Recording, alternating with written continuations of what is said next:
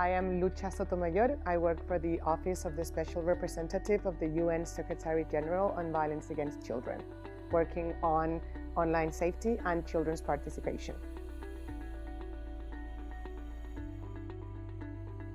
So PoP stands for Protection Through Online Participation. It's an initiative led by the United Nations in collaboration with industries, CSOs, child helplines, Safe Online, multiple partners.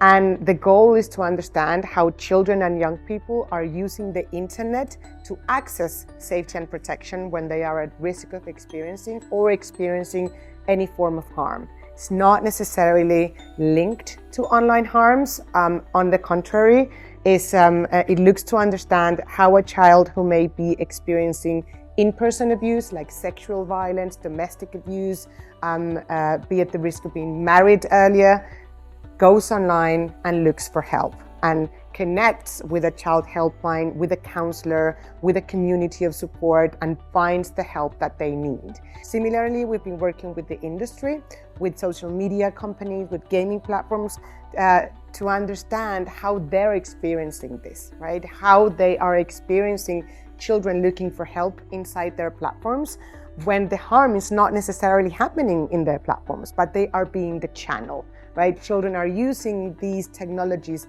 to access safety and protection.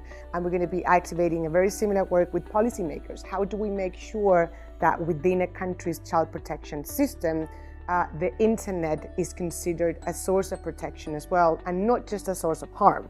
We also need to consider this other side of the coin, where children are being able to access safety and protection. And a child who has access might have higher possibilities of accessing protection and support than one who doesn't. Emergent technologies are impacting children, I think, on every single aspect of their lives, right? Children don't necessarily separate their offline world and their online world. It's just one single world, right? So positively, it has many positive impacts. Children get to fulfill many of their rights, their participation rights as well, right? They get to express themselves, they get to access information, they get to peacefully associate. Unfortunately, they're also negatively impacted by emerging technologies when, they're not safe. They can be victims of multiple harms depending on their online engagements, right? So they can be victims of bullying, scams, trafficking, child sexual exploitation. The list is long and we're very familiar with that, right? What needs to be done to make sure that the way that these technologies impact children is positive is a combination of factors. It's not just one single thing, right? We need strong regulation. We need strong regulation with a child rights-based approach. We need technologies to incorporate child safety by design. We need to involve children in designing technologies. We need to involve children in making these technologies safer.